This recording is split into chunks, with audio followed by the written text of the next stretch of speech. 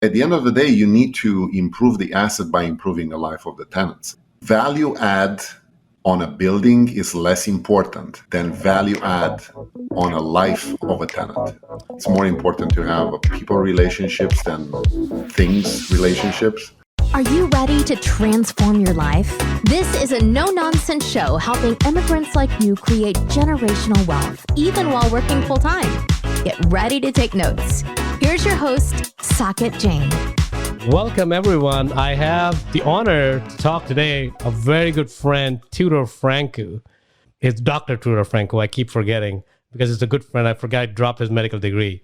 So he's a business partner as well. We've done a few deals together, and I thought it would be a good idea to bring him on to give perspective on what he does. So Tudor, thank you for taking the time. I know you just came back from a crazy travel schedule, so thank you for taking the time and speaking with me and my audience. So why don't we hear a little bit about you from you? Sure. Thank you. Thanks for having me, Saket. It's a pleasure to talk to you again. And I just want to say to the audience that I'm a medical doctor. I'm an anesthesiologist by profession. I've been practicing for 20-something years, ran 2 medical practices, 2 groups on my own currently. And I am more inclined right now to do multifamily because of my past in real estate. And I enjoy more doing that, day by day. You're still running your medical practice and you're doing your multifamily together? Yes, correct. So it is possible. You can do a lot of things if you want to. We all have 24 hours in a day, right? That's true. It's a matter of choice of how you want to part your time and get your priorities straight. It's hard, but I can do it. At this point, I'm basically a part-time physician that veered into the part-time / full-time real estate investor. I think it's more like full-time real estate investing. The deal that you and I did in Alabama, if we talk about that deal, I think we can consume the entire month. I know it's more than full-time for you. So I understand the passion and I respect and appreciate that too. So Tudor, welcome again to the show, right? The name of our show is Migrate to Wealth. As we were talking just before we got on, the word migrate is the key word here, right? The word migrate, my audience knows I keep repeating that on every single episode. The word migrate is the most important word, not because it means physical migration, but it actually means transformation, right? From wherever you are to wherever you need to be. It could be a physical migration. It could be mental migration. You could be moving towards, in your case, the world of physician to a world of real estate. In your case, in my case, we left our countries and we came to the US, just like a lot of my audience did. So why don't you talk to us about your migration story and pick something that has been life transforming for you? That when you look back, you're like, I am not happy at the time that was happening to me, but I'm glad it happened. Yes, like you said, migration is a great word for transformation. And for me, that meant a complete change of environment, complete change in my comfort zone from where I came from communist Romania. I came in the United States in 1994 after I finished medical school and basically start from scratch, start from zero. Remember, there was a time where you barely have internet in the United States. Information was very hard to get. And when I came here, I didn't know anything, barely knew English, had no information about finances or how do you, open a bank account? What do you do with a debit card? What's the difference between a debit and a credit card? Stuff like that. So you start from scratch and you realize that it's a new life. It's a complete transformation in not only in a physical sense, like you said, but in the mindset. Mm-hmm. And that was for me the thing that kind of drove me my whole life, because I realized that in order to achieve something in life, you need to change your mindset and you need to challenge yourself, get out of the comfort zone and try to figure it out. Figure it out every single day. Yeah. We don't have a manual for, like a life manual. We don't have a recipe. Nobody does. We don't know what's going to happen to us. So every day it's a way of getting out of a comfort zone and try to figure it out. So that's what I did for the past 25, 27 years. And, I got to a point right now that I'm still doing the same thing. I was very well in my in my medical practice, and I decided that, well, I need to challenge myself with something else. And, I started one story that you wanted to maybe your audience to hear is the fact that the key for me to transform my mind at that time was to attend one of the seminars. At that time, Robert Kiyosaki and his wife was doing in person. They came out with the cash flow game, and they published the Rich Dad, Poor Dad When book. was that, Tudor? 1998? It was early 1999. Yeah, I think like 98, 99, around that time. Yeah. Yes. So they had an event scheduled in Virginia, Northern Virginia, and on the East Coast. And I went to that after reading his book. I met him in person and his wife. There was one of those, small little events that everybody can know each other. And we exchange a lot of business cards and whatever information we had. But at that time, I remember he signed my book. And it was so fun because you get to talk to Robert Kiyosaki. 25 years later, he's one of the most transformational person I know in real estate. Yeah. So that was for me one of probably the most important event that changed my mind and my mindset regarding investing, because it was so opposite that everybody else was doing.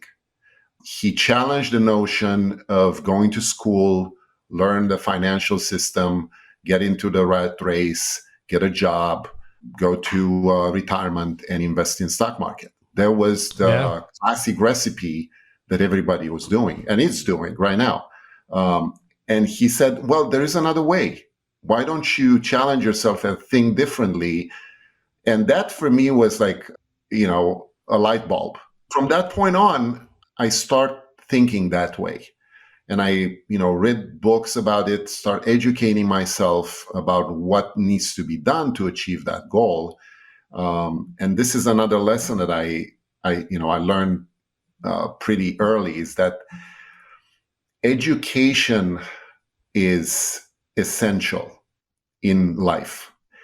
Most people understand education in a very strict way. Going to school, sitting in a class with a professor that teaches you by the manual, by the textbook, right?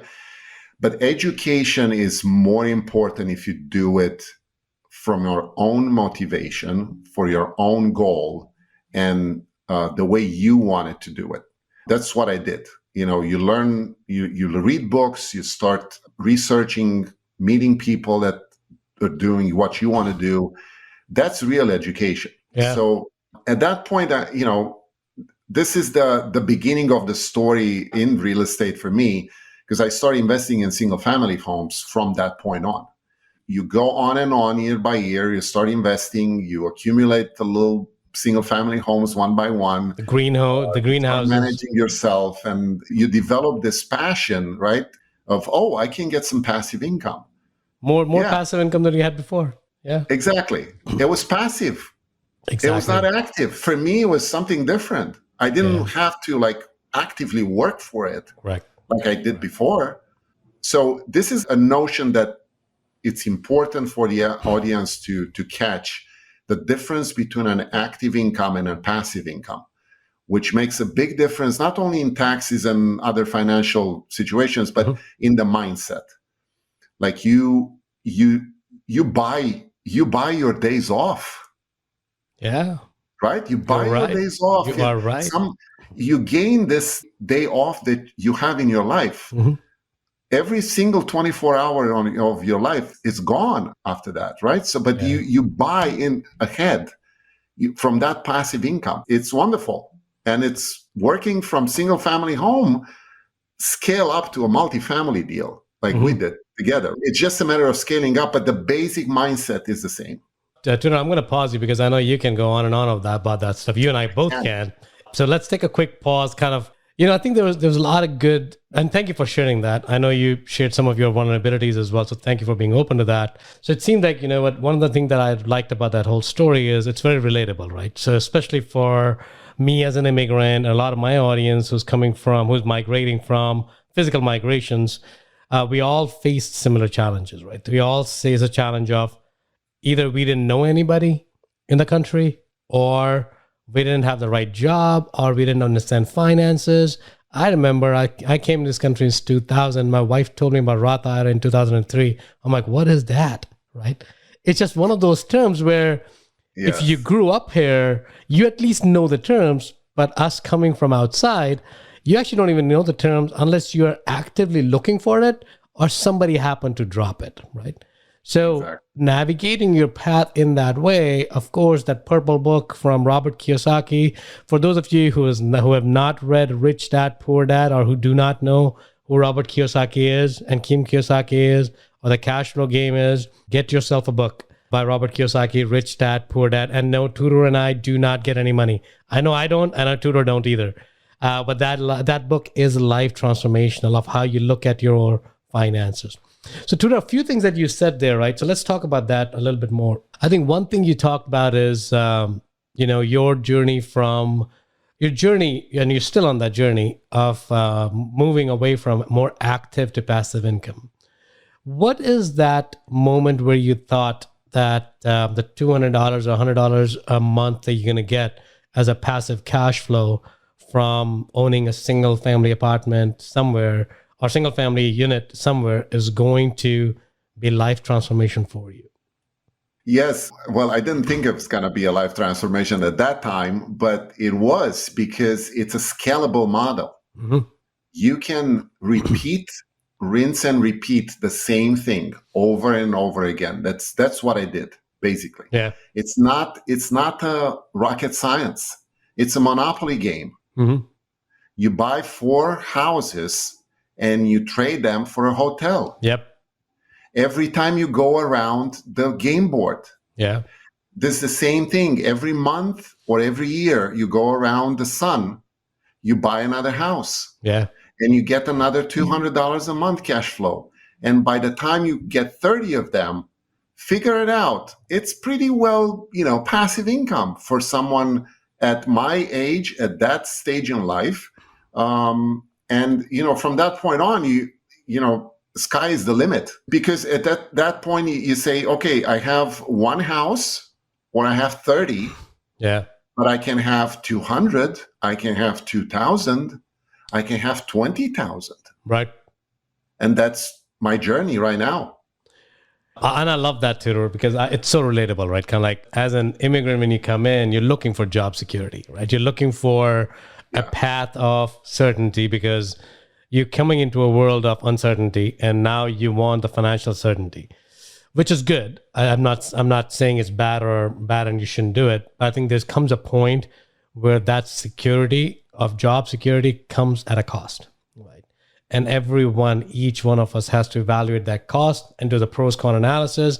Most of the time, doing something slightly different than what you're doing today, which can help you set yourself financially secure path in the next 10, 20, 15, 5, depending upon what scale and how much capital you have to begin with, it can actually alter the time you spend for active income, right? So your W2, and not just that, talk to us about the tax benefits that you've had with real estate. Yes, one of the main things that happened secondarily, it was not the main reason. I personally don't do stuff just for tax savings. I do it for financial reason. But one of the advantages that you get by investing in real estate is the fact that you partner with the government. Mm-hmm. You do what the government wants you to do. And I don't know what people are thinking, that IRS and the government are some scary things that they're above us. They watch us from above. Yeah. No, they want to invest also. They want to invest in what we do because we do the work for the government too. Yeah. So think about this. You buy a house, right? You put down a down payment and the bank and the government comes in with the rest of 70 to 80% loan. That's an investment for them. Mm-hmm. They're making interest off of you. Yeah. They own the asset. True. So 70%. At the bottom line, you are partnering with the government to do this deal. And the most important thing is that you get the most advantages, not the government. Talk to us about those advantages. Do a lot of things that first of all, you get advantage of. For example, you can deduct a lot of expenses that you make on the investment, on the property, on the asset. You get a lot of depreciation from that asset that depreciates over time. And you get that, in some cases, you can get it in the first year too, based on your financial situation. So at the end of the investment, you find out that not only you produce a cash flow and you produce a profit at the end of the sale, but you also take the tax write-offs and deductions that can help, in some cases, offset some of your active income, right, from other professions, like mine was, right? So it's a very complicated system that you can take advantage of at the end of the day. You and I know our mentor. He and his wife, they make close to $5 to $10 million a year, and they've been paying zero taxes for the last 3, 4, 5 years, right? Yes. So it is possible. Legally. It is legally correct. And they're partnering with the IRS. I think one of our mentors actually used the similar strategy to buy a Ferrari, right? So it is possible. Now, I'm not going to say everyone go buy a Ferrari. That's between you and your family. But if you want to buy a Ferrari, that may be another way to look at using your investments as a vehicle to supercharge your purchase power. Absolutely. Right. Yeah. The example is not important. You can buy a Ferrari or you can buy, a plane if you want to. Yes. But the principle is the same, that you can use legal provisions in the tax law to offset some of the expenses that you have as a business person, as a real estate investor. Interestingly enough, the government wants you to do that because they have a lot of advantages themselves by you doing that. You're managing the asset. You're taking advantage of the economy and invest in that economy to buy whatever you need. It's a mutual advantage. Yes, I think as I look at it, just if I reflect on what you just said, Tudor, I really look at the real estate as four-legged stool. One is what you talked about, right? Cash flow. The second is the appreciation. You talked about the profit at the end of it. The third really is somebody's paying off your mortgage, contributing the principal every single month. The fourth is the taxes, right? Now, one is not important than the other. And the last, I said that in the specific order because cash flowing property is the properties that Tudor and I look for, right? We don't go after the gamble of the stock market or the real estate market where we think that it's going to appreciate by double the price in the next 2 years. While that's good and it may happen, we never purchase. Like cash flow is the key for us, right? We do want to make sure the properties that we're buying is going to actually add value, right? So that means it's going to increase in value regardless of which side the market goes.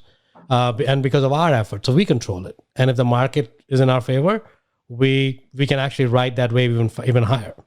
Third is going to be the principal. We'll always have debt on our properties because that is, and we can have another session on that, is the biggest inflation hedge ever because you're paying tomorrow's dollars in today's money, right? And the dollar is depreciating to begin with. And last but not the least is the tax benefits. And Tudor said something very insightful there, which is very important, is sometimes because of the tax burden that everyone has, you look at this equation in a reverse way. I need to invest because I need to save taxes, right? While that could be a motivation, that's not how we want you to make the investing decision.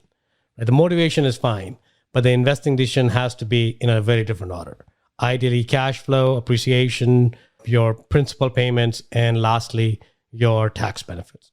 Yes. And I have to say something here that for me personally, there's something that I need to add. In choosing this type of investment in multifamily, you actually, or I actually, and we both do, improve some other people's lives. Correct. Which is a way of value adding to the investment. Because you're not buying a multifamily or an apartment building and you just let it be and hope the market will inflate and you're going to get a profit at the end. No, you buy an asset like that, you start improving the life and the quality of life for those tenants by adding different things to the building that can benefit the tenants. And because ultimately you are responsible for those tenants. They're living in your asset and they have rights and they have, families and kids and all this stuff. So at the end of the day, you need to improve the asset by improving the life of the tenants. Mm-hmm. Value add on a building is less important than value add on a life of a tenant. I love that, Tudor. I actually love that because I think that's it's very important, right? Because you can do a lot of things to increase the value of the building.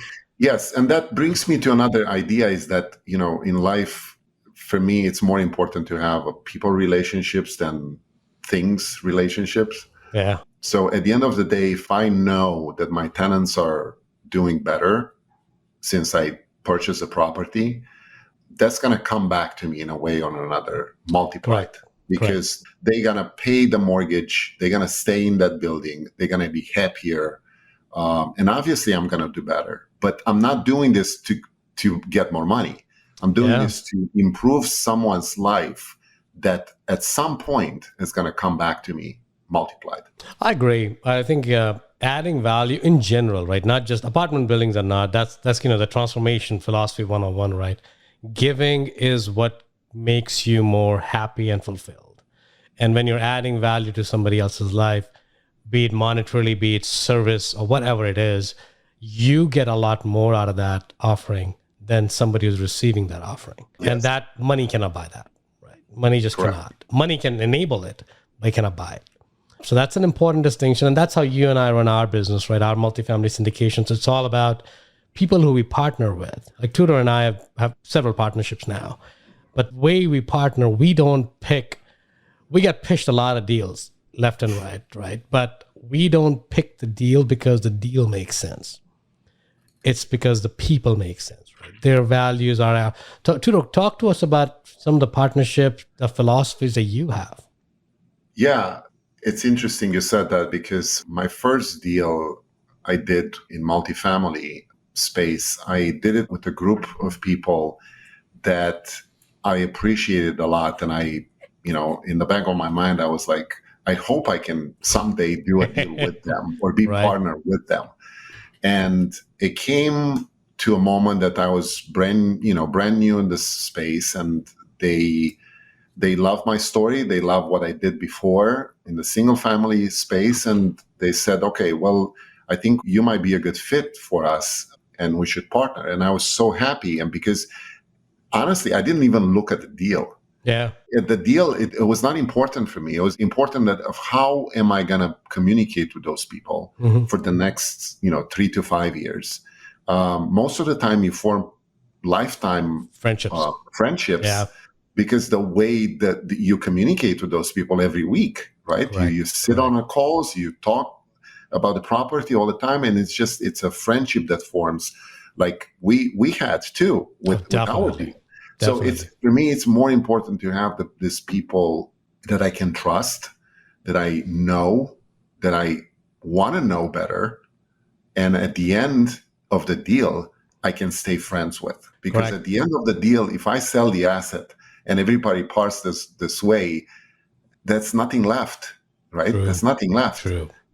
I think it's less transactional, more relationship, right? I think you and I both value that.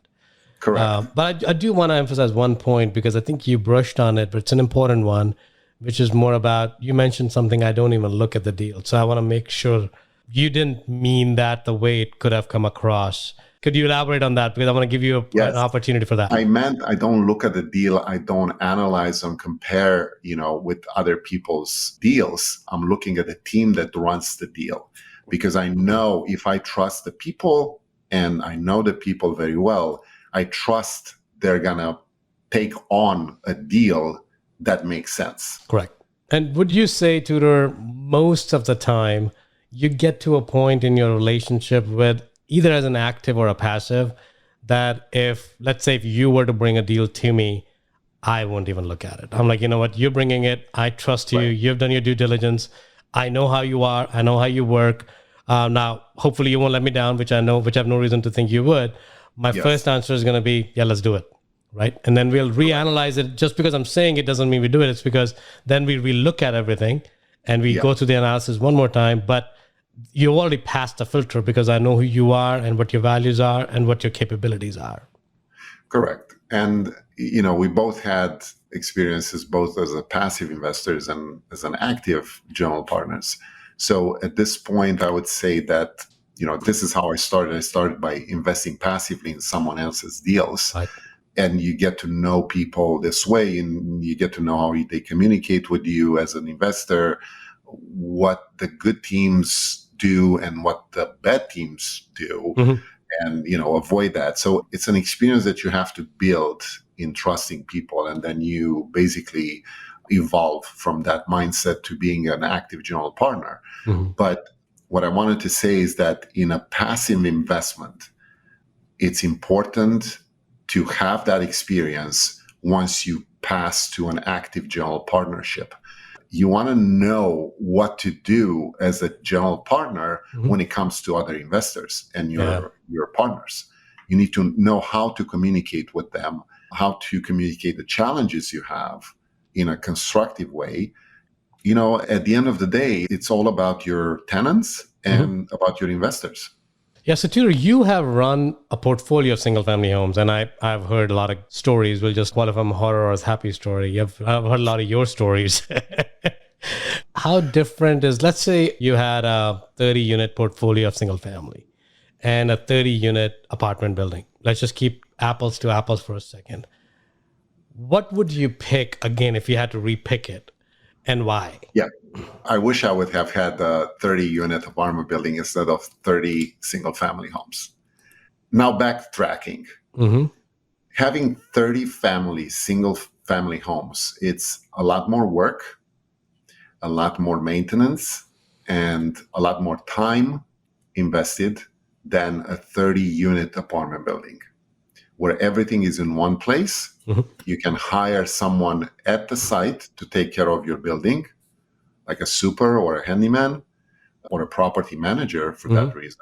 It's very hard to find a property manager that will run around 30 single-family homes around the town, and instead of just one building. So there's so many challenges with single-family homes and an apartment building that I can't stress enough that at this point, my journey from single-family homes to apartment buildings was a natural one. But thinking back, like you said, I would have started, if I could, and if I knew, I would have started with a 30-unit family apartment building. It's in my mind, I evolved, right? There was a step, there was a ladder to get here. But if retrospectively, if I would go back, I would definitely choose an apartment building. Yeah, so that's an interesting point of view, right? Because I think anyone that I talk to, including myself, I would never own any single family homes again, right? But all of us have gone through that journey. So one of the key things for us in this episode, these shows are to compress the timeline, right? What you and I had to do for the last 20 years, we're hoping that someone doesn't have to repeat it and spend another 20 years doing the same thing, right? So go ahead. Well, yes, and that's the reason, I got into a mentorship program, right? At 55 years old. I mean, I've done this for 20 something years in single family space, and I realized I don't have much life left to get to what I want to be through single family. It was a increased slope, but it was not steep enough for me. Correct. So that's why you realize that you can scale up so much better in the multifamily. So looking where you are now, right? So let's just say, use that example for now. Most people may be starting out, right? They have worked for 10, 15 years. They have some capital saved up, but they don't know how to buy an apartment. You may want to go in the market and try buying a 30-unit apartment. There's only two things going to happen. People are not going to give you anything, or you're going to buy an overpriced apartment, right? There's only two things going to happen. Or a crappy apartment that you wish you never had. There's only three possibilities if you go in the market hard, cold today or tomorrow. So what is that strategy that you would recommend to somebody? Let's just say you were 10 years ago from today, and you had to go jump into 30-unit, 40-unit, 100-unit apartment. How would you, knowing what you know today, how would you do it? I'm assuming the first answer is you won't buy by yourself. I'm hoping Correct. that's the answer. So first of all, I think if you're talking about 10, 15 years ago, I would have been so scared to talk to someone who was telling me, why don't you buy a 100-unit apartment building? Yeah. And I would be like, what? Only rich people buy that. Right. But there is a way. There is a way, and people are doing it. And it's only a mindset issue. Yeah. And I'm sure, just a parenthesis here, we're doing, 100, 200, 300 apartment building deals right now. Yeah. There are people out there, they're doing 10,000, 20,000 apartment unit buildings. Yeah. So it's a matter of mindset. Yeah. So going back now, what I would do 15 years ago, I would probably, with whatever I have saved, $10,000, $20,000, $30,000, go and find a group that I can trust, a syndicator group that gets people together, investors together, 30, 40, 50 of them. They invest their money and they buy an apartment building, and you're part owner of that apartment building. It's called a syndication. Mm-hmm. The same thing happens in any other financial system, right? The only thing that's different is that here in a syndication, as an investor, you are owner of a real asset. Yep. And you have control of your asset instead of buying stocks worth of $30,000, $40,000 that you have no control about. Elon Musk can tweet something tomorrow and the Tesla stock goes down 100 points. I mean, you have no control, right? So, and another thing is that real asset that you own can go away unless there is a natural cataclysm, there is a war or a bomb or something destroys it. That asset is going to be there all the time. And no matter what you do, if you value add, like I said, the life of the tenants and the building itself, you come out much stronger at the end. Awesome, Tudor, man. You know, I can talk to you forever, dude. And we probably will right after this conversation. So, well, I want to respect your time and even my audience's time. So let's shift gears really quickly here. First of all, tell us where people can find you. I'm sure there's folks who are relating to your story. They want to learn more about your journey. So where can they get in touch with you? Yes, absolutely. Thank you for giving me this opportunity. So for everybody that wants to contact me, I'm actually really available on social media. You can find me anywhere, Tudor Francu. I also have a website of my multifamily business, investing business. It's called stellarmultifamily.com, where you can email me and I'll be happy to answer any questions you have. I mean, that's I want to pass on some thoughts, some experiences, and everybody can contact me. Yeah, and like most of my guests, right? I only bring guests on this show who are really driving from value, right? They want to be of service to everyone. So like Tudor, I've had several conversations with him before. At any conversation, if I've ever needed anything, it's not about what's in it for me. It's really more about how can I help you more, right? It's always a question. And of course, that beautiful smile, how can you go wrong with that? One thing that I want to add here is that I've been in a lot of real estate environments. And one thing that I notice in multifamily space is that, of course, there is a competition, with people competing for deals and stuff like that, putting offers and not getting the asset. But at the end of the day, everybody is very willing to share their experiences. I agree. To teach what they learned from their experiences. So it's a very interesting community of people like helping each other with tips and advice. I agree. I mean, remember when our deal was going south, we had somebody who has years of experience in doing this, and they coached us through the entire process. Yes. They had nothing to gain from that, right? Correct. But they were available for phone calls. A lot of people jumped in, which was amazing, right? So to your point, I think it's a very collaborative and abundant mindset. You may encounter some people here and there, but majority of them, I would say 80 to 90%, they just want to share and learn and grow together. Yes. Awesome. Tudor, so repeating, where can we find Tudor? Tudor can be found on stellarmultifamily.com and any social media handle that you can find. Just search for Dr. Tudor Francu. You'll find him there. So with Tudor, that said, let's shift gears on the last two questions, man. I always end with these two questions. I'll try to end with those two questions.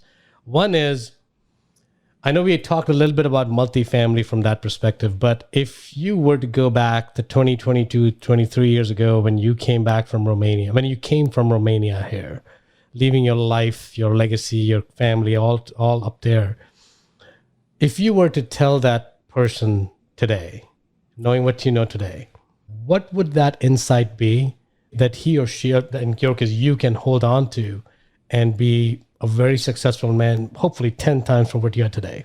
What would that insight be? Yeah, that's a very interesting question. And it doesn't have to be multifamily. It doesn't have to be multifamily. I think it's going to be broader than that. Yeah, I think it's a very important lesson I learned over the years, that I would go back to myself and write it on my bathroom mirror every morning. I would say it's more important of who you know than what you know. Love that. And that relates to the people that you're meeting during, in your life. Mm-hmm. Don't underestimate the importance of who you hang out with. And, like Tony Robbins said, you're the average of the 5 people you're spending time with. Yeah. And that's really true. So go back 20-something years ago, I would say, dude, Tudor, just be careful who you hang out with, who mm-hmm. you're spending time with. It's more important of who you know than what you know. I love that, Tudor. I think, why I love that comment is actually I'm reading a book called Who Not What. Who Not How, I think. So I think with us immigrants, right? Yeah. It's everything is about overachieving, where I can do it better than someone else. And we go into the analysis mode of how can I do it instead of who can I find who can help me do it, right? It's again a shift of reframing of the question, but it's a very powerful reframe. Yeah. So thank you again for sharing that. So now, towards the end of the session here, episode here, you may have to think hard on that one. What is the one desire you have for the humanity to migrate towards? Right? We talked about your migration story. We talked about your insights, and thank you for sharing that. We want to listen to you about where do you want the humanity to migrate intentionally towards? Yes. Well, this is more of a philosophical question, right? And it could be like thousands of years from now. Sure. But I hope the humanity is going to realize that we have a very small planet to live on, and it's not going anywhere. It's not going to improve, and it's in our hands to keep it the way it is, at least, mm-hmm. if not improving it. So I hope the whole philosophy of humanity is going to evolve to something as a community of Earth, so to speak, on an interplanetary scale, right? That can take care of what we have. We're born on this planet, and I hope, we can keep it the way it is, at least. Yeah, no, I think we'll all have to play our part. Otherwise, our generation is not going to like us, right? Exactly. We don't want to be the past generation that the future generation hates. I would agree. We all should play our role in saving the planet, if not making it better. Absolutely. Awesome. Well, thank you, Tudor. Again, I appreciate you, my friend, my business partner. I miss you. We'll probably got to hang out sometime soon. But for this episode, this is it. And again, you can reach out to Tudor@stellarmultifamily.com. If you did not get a chance to write it down, I will be including that in the show notes as part of the episode. Well, thank you, Tudor. Thank you very much, Saket. It's been a pleasure, and I hope everybody can learn something from those podcasts. I'm sure they will. Well, thank you. Thank you, Tudor. Thank you. Bye-bye. If you got value from this episode, you might consider sharing this content with a friend. But most importantly, be sure to take action on what you've learned. One way you can take the next step is to connect directly with Saket on an investor call. That link is waiting for you in the show notes below. The content of this podcast is for informational purposes only. Please consult your own advisors when making any investment decisions. keep listening. We'll see you on the next episode.